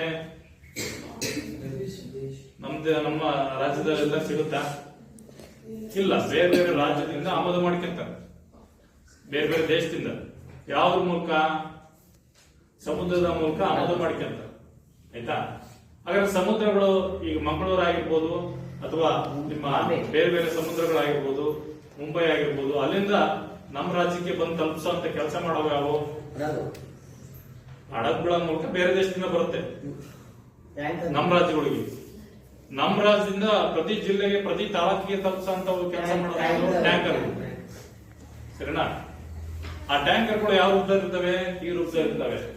ಪೆಟ್ರೋಲ್ ಡೀಸೆಲ್ ಟ್ಯಾಂಕ್ಗಳು ಈ ರೂಪದಲ್ಲಿ ಸಿಲಿಂಡರ್ ಜೊತೆಗೆ ಎರಡು ಅರ್ಧ ಗೋಳಾಕೃತಿಯನ್ನ ಸೇರಿಸಿ ಮಾಡುವಂತ ಆಕೃತಿಗಳು. ನೆಕ್ಸ್ಟ್ ಇದಾದ್ಮೇಲೆ ಮತ್ತೆ ಎಲ್ಲಿ ನಾವು ಜೋಡಿಸಿದ ಘನಾಕೃತಿಗಳನ್ನು ಕಾಣಿಸ್ತೀವಿ ಅಂದ್ರೆ ಕ್ಯಾಪ್ಸುಲ್. ಕ್ಯಾಪ್ಸುಲ್ ಅಂದ್ರೆ ಈಗ ಇದರಲ್ಲಿ ಬಳಕೆ ಮಾಡ್ತೀವಲ್ಲ, ಗ್ಯಾಸ್ಟ್ರಿಕ್ ಟ್ಯಾಬ್ಲೆಟ್ಸ್ ಆಗಿರ್ಬೋದು, ಅವೆಲ್ಲವೂ ಕೂಡ ಇದೇ ರೂಪದಲ್ಲಿ ಇರ್ತವೆ. ಗ್ಯಾಸ್ಟ್ರಿಕ್ ಆದ ಕೊಡ್ತಾವ, ಅವೆಲ್ಲ ಕ್ಯಾಪ್ಸುಲ್ಗಳು ಈ ರೂಪದಲ್ಲಿ ಇರ್ತವೆ. ಮತ್ತೆ ಇಲ್ಲಿ ಡೇರೆ. ಡೇರೆ ಅಂದ್ರೆ ಟೆಂಟ್ ಅನ್ನ ಹಾಕಿರ್ತಾರೆ ಕೆಲವರು. ಆ ಟೆಂಟ್ ಯಾವ ರೂಪದಲ್ಲಿ ಇರ್ತದೆ ಅಂದ್ರೆ ಈ ತರ ಹಾಕಿರ್ತಾರೆ ಟೆಂಟ್. ಈ ಕಡೆ ಅವಕ್ಕೆಲ್ಲ ಸಪೋರ್ಟ್ ಇಂದ ಇವನ್ನ ಯಾವ್ದನ್ನ ಹಗ್ಗವನ್ನ ಕಟ್ಟಿರ್ತಾರೆ. ಆದರೆ ಇದು ಯಾವ ಆಕೃತಿ? ಕೆಳಗೆ ಸಿಲಿಂಡರ್, ಮೇಲೆ ಶಂಕು. ಸಿಲಿಂಡರ್ ಮತ್ತೆ ಶಂಕುನ ಎರಡನ್ನು ಸೇರಿಸಿ ಮಾಡುವಂತ ಆಕೃತಿ ಇರುತ್ತದೆ, ಸರಿನಾ? ಇವೆಲ್ಲ ಮುಂಚೆ ಜಾಸ್ತಿ ಉಪಯೋಗ ಮಾಡ್ತಾರೆ. ಈಗಲೂ ಕೂಡ ಕೆಲವರು ಟೆಂಟ್ ಹಾಕೊಂಡು ಹೊರಗಡೆ ಜೀವನ ಮಾಡ್ತಿರ್ತಾರೆ. ಮುಂಚೆ ಎಲ್ಲ ಸರ್ಕಸ್ ನ ಇಂಥ ಟೆಂಟ್ಗಳಲ್ಲಿ ತೋರ್ಸಲ್ಲ. ಜಂಬೂ ಸರ್ಕಸ್, ಬಾಂಬೆ ಸರ್ಕಸ್ ಅಂತ ಬರವಲ್ಲ, ಅವೆಲ್ಲ ಇಂಥ ಡೇರೆಗಳಲ್ಲಿ ತೋರ್ಸೋರು. ಈಗೇನು ಥಿಯೇಟರ್ಗಳಲ್ಲಿ, ನೀವು ಥಿಯೇಟರ್ ಅಲ್ಲಿ ಫಿಲಂ ನೋಡ್ತಿರಲ್ಲ, ಮುಂಚೆ ಎಲ್ಲ ಆ ಥಿಯೇಟರ್ಗಳು ಇರ್ಲಿಲ್ಲ ಅಂತೆ. ಆವಾಗ ಇಂಥ ಟೆಂಟ್ಗಳಲ್ಲಿ ಏನ್ ಮಾಡೋದು, ನಿಮಗೆ ಫಿಲಂ ಹಾಕಿ ತೋರ್ಸೋರು. ಸ್ಟಾರ್ಟಿಂಗ್ ಅವಾಗಿನ ಥಿಯೇಟರ್ಗಳು ಇರ್ಲಿಲ್ಲ ಅವಾಗ. ಈಗೆಲ್ಲ ನಾವು ಥಿಯೇಟರ್ಗಳಾಗಿದೆ, ಥಿಯೇಟರ್ ಅಲ್ಲಿ ಫಿಲಂಗಳನ್ನ ನೋಡ್ತೀವಿ. ಹಾಗಾದ್ರೆ ಈ ಜೋಡಿಸಿದ ಘನಾಕೃತಿಗಳು ಏನಿದಾವೆ, ವಿವಿಧ ಘನಾಕೃತಿಗಳನ್ನು ಒಟ್ಟಿಗೆ ಜೋಡಿಸಿದ್ವಿ. ಮೊದಲನೇದರಲ್ಲಿ ಸಿಲಿಂಡರ್ ಅರ್ಧ ಗೋಳ, ಎರಡನೇದರಲ್ಲಿ ಸಿಲಿಂಡರ್ ಶಂಕು. ಇಂಥ ಜೋಡಿಸಿದ ಘನಾಕೃತಿಗಳ ಮೇಲ್ಮೈ ವಿಸ್ತೀರ್ಣಗಳು ಮತ್ತು ಘನಫಲವನ್ನು ನಾವು ಕಂಡುಹಿಡಿಯಬೇಕಾಗಿದೆ, ಸರಿನಾ? ಹಾಗಾದ್ರೆ ಕಂಡುಹಿಡಿದಂಗೆ ಇವೆಲ್ಲ ಸೂತ್ರಗಳು ನೆನಪಿದ್ರೆ, ಈಗೇನು ವಿವಿಧ ಘನಾಕೃತಿಗಳನ್ನ ಸೂತ್ರಗಳು ಹೇಳಿದ್ವಲ್ಲ, ಆ ಸೂತ್ರಗಳು ನೆನಪಿದ್ರೆ ಆ ಜೋಡಿಸಿದ ಘನಾಕೃತಿಗಳ ಒಟ್ಟು ಮೇಲ್ಮೈ ವಿಸ್ತೀರ್ಣ ಮತ್ತೆ ಘನಫಲಗಳನ್ನ ನಾವು ಏನ್ ಮಾಡ್ಬೋದು, ಕಂಡುಹಿಡಿಬಹುದು, ಸರಿನಾ? ಹಾಗಾದ್ರೆ ಅಂತ ಲೆಕ್ಕವನ್ನು ನೋಡ್ತಾ ಹೋಗೋಣ. ಈಗ ಒಂದು ಅಭ್ಯಾಸ 12.1 ತೆಗಿರಿ. ಅಲ್ಲಿ ಕ್ವಶನ್ ನಂಬರ್ 1, 12.1ರಲ್ಲಿ ಕ್ವಶನ್ ನಂಬರ್ 1 ಇದೆಯಲ್ಲ, ಅದನ್ನ ಈಗ ಯಾರು ಓದ್ತೀರಿ? ಗಣೇಶ ಓದಪ್ಪ.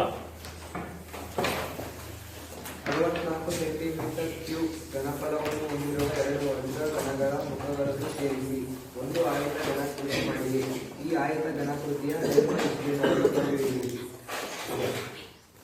ಅಭ್ಯಾಸ 12.1ರಲ್ಲಿ ಮೊದಲನೇ ಲೆಕ್ಕ ಏನಿದೆ, ಆ ತರ ಲೆಕ್ಕಗಳನ್ನ ನಾವು ಯಾವ ರೀತಿ ಜೋಡಿಸಿದ ಘನಾಕೃತಿಗಳನ್ನ ಒಟ್ಟಿಗೆ ಜೋಡಿಸಿದಾಗ ಅದರ ಘನಫಲ ಅಥವಾ ಮೇಲ್ಮೈ ವಿಸ್ತೀರ್ಣಗಳನ್ನು ಯಾವ ರೀತಿ ಕಂಡುಹಿಡಿತೀವಿ ಅಂತ.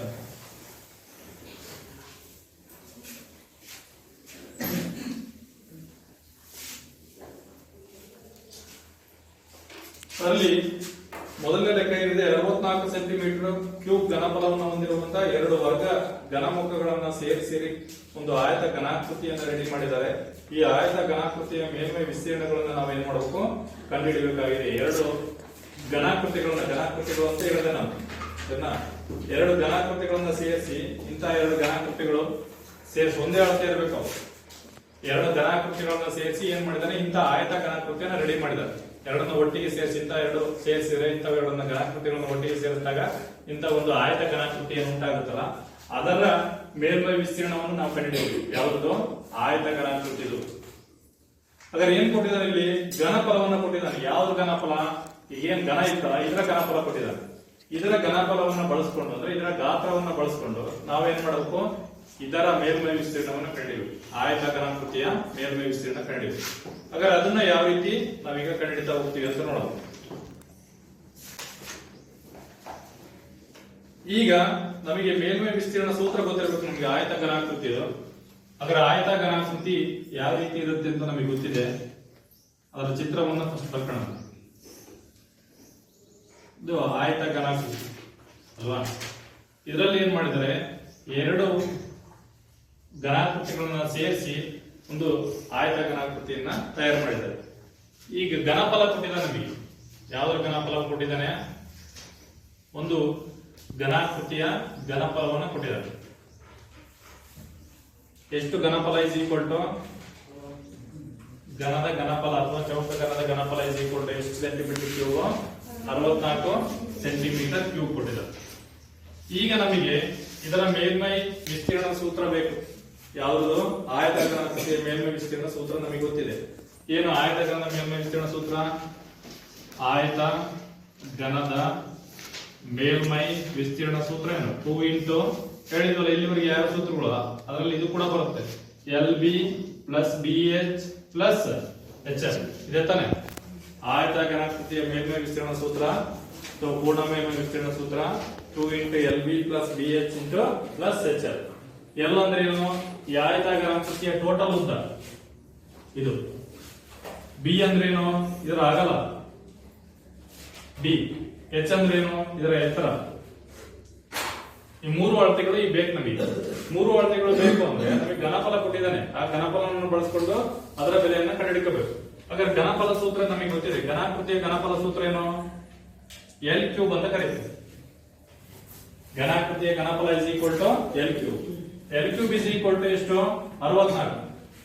L ಕ್ಯೂಬ್ 64 ಅಂತಂದ್ರೆ L is equal to cube root of 64. 64ರ ಘನಮೂಲ. ಕ್ಯೂಬ್ ರೂಟ್ ಅಂದ್ರೆ ಏನು? ಘನಮೂಲ. 64ರ ಘನಮೂಲ ಎಷ್ಟು ಬರುತ್ತೆ? 64ರ ಘನಮೂಲ ಯಾವ ಮೂರಂಕಿಯನ್ನ ಗುಣಿಸಿದ್ರೆ 64 ಬರುತ್ತೆ? 4.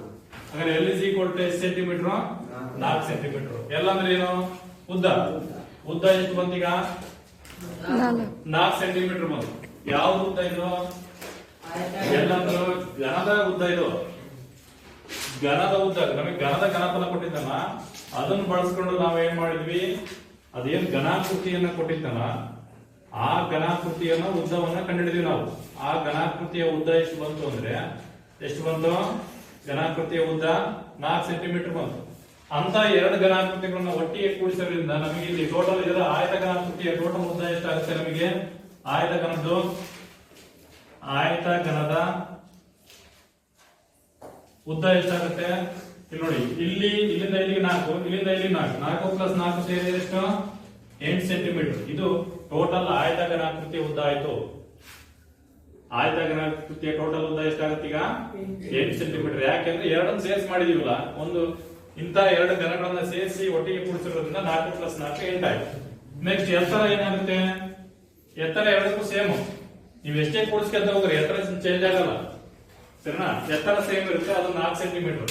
ಯಾಕೆಂದ್ರೆ ಅದರಲ್ಲಿ ಆಯತದಲ್ಲಿ ಘನಾಕೃತಿಯ ಉದ್ದ ಆಗಲ್ಲ, ಎತ್ತರ ಸೇಮ್ ಇರೋದ್ರಿಂದ ಎತ್ತರನೂ ಕೂಡ 4 ಸೆಂಟಿಮೀಟರ್ ಬರುತ್ತೆ. ನೆಕ್ಸ್ಟ್ ಅಗಲನೂ ಕೂಡ ಏನು ಚೇಂಜ್ ಆಗಲ್ಲ. ಅಗಲ ಎಷ್ಟೇ ಘನಾಕೃತಿಗಳನ್ನ ಕೂಡಿಸಿದ್ರು ಸೇಮ್ ಇರುತ್ತೆ, ಅದು ಕೂಡ 4 ಸೆಂಟಿಮೀಟರ್. ಹಾಗಾದ್ರೆ L into B into H ಗೊತ್ತಾಯ್ತು. ಈ ಮೂರು ಬೆಲೆಗಳನ್ನು ತಾನೊಂದು ಸೂತ್ರದಲ್ಲಿ ಹಾಕೋಣ. ಹಾಗಾದ್ರೆ ಆಯತ ಘನಾಕೃತಿಯ ಆಯತದ ಮೇಲ್ಮೈ ವಿಸ್ತೀರ್ಣ is equal to 2 into L ಅಂದ್ರೆ ಎಷ್ಟು? 8 ಆಯ್ತು. 8 ಇಂಟು B ಅಂದ್ರೆ ಎಷ್ಟು? 4 ಪ್ಲಸ್ B ಇಂಟು H ಅಂದ್ರೆ 4 ಇಂಟು 4. B ಇಂಟು H ಅಂದ್ರೆ 4 ಇಂಟು 4. H ಇಂಟು L ಅಂದ್ರೆ ಅದು ಕೂಡ 4 ಇಂಟು L ಅಂದ್ರೆ 8. ಉದ್ದ ಮಾತ್ರ 8 ಇದೆ. ಹಾಗಾದ್ರೆ 2 ಇಂಟು 8 ಅಂತ ಎಷ್ಟು 32, ಇಲ್ಲಿ 4 4 16, ಇಲ್ಲಿ 4 8 ಎಷ್ಟು 32. ಬ್ರಾಕೆಟ್ ಒಳಗೆ ನಾವು ಫಸ್ಟ್ ಕೊಡೋಣ. 2 ಇಂಟು 32 ಪ್ಲಸ್ 16 ಪ್ಲಸ್ 32 ಕೂಡಿದ್ರೆ ಎಷ್ಟಾಗುತ್ತೆ ಟೋಟಲ್ 32 32 ಅಂದ್ರೆ 64 16 ಅಂದ್ರೆ 80 ಆಗುತ್ತೆ. 80 ಇಂಟು 2 ಅಂದ್ರೆ 8 ಎಷ್ಟು 160 ಸೆಂಟಿಮೀಟರ್ ಸ್ಕ್ವೇರ್. ಸೆಂಟಿಮೀಟರ್ ಕೊಟ್ಟಿರೋದ್ರಿಂದ ಸೆಂಟಿಮೀಟರ್ ಸ್ಕ್ವೇರ್. ಇದು ಟೋಟಲ್ ಇಡೀ ಘನಾಕೃತಿಯ ಮೇಲ್ಮೈ ವಿಸ್ತೀರ್ಣ ಆಗುತ್ತೆ. ಗೊತ್ತಾಯ್ತಲ್ಲ? ಗೊತ್ತಾಯ್ತಿಲ್ಲ? ಹಾಗಾದ್ರೆ ಈ ತರ ನಾವು ಜೋಡಿಸಿದ ಘನಾಕೃತಿಗಳ ಮೇಲ್ಮೈ ವಿಸ್ತೀರ್ಣಗಳನ್ನ ನಾವು ಖಂಡಿತ ಓದ್ತೀವಿ. ಮುಂದಿನ ತರಗತಿಯಲ್ಲಿ ಉಳಿದಂತ ಇದೇ ತರ ಲೆಕ್ಕಗಳು ಬರ್ತವೆ, ಅವನ್ನ ನೋಡ್ತಾ ಹೋಗೋಣ. ನಿಮಗೆ ಹೋಮ್ವರ್ಕ್ ಏನು ಅಂದ್ರೆ ನಾಳೆಗೆ ಏನು ಸೂತ್ರಗಳನ್ನ ಬರ್ಸಿದ್ವಲ್ಲ ಆ ಸೂತ್ರಗಳನ್ನ 2 ಸರಿ ಬರ್ಕೊಂಡು ಆ ಘನಾಕೃತಿಗಳ ಸೂತ್ರಗಳನ್ನ ಬರ್ಕೊಂಡು ಕಲ್ತ್ಕೊಂಡ್ರು. ಆಯ್ತಾ?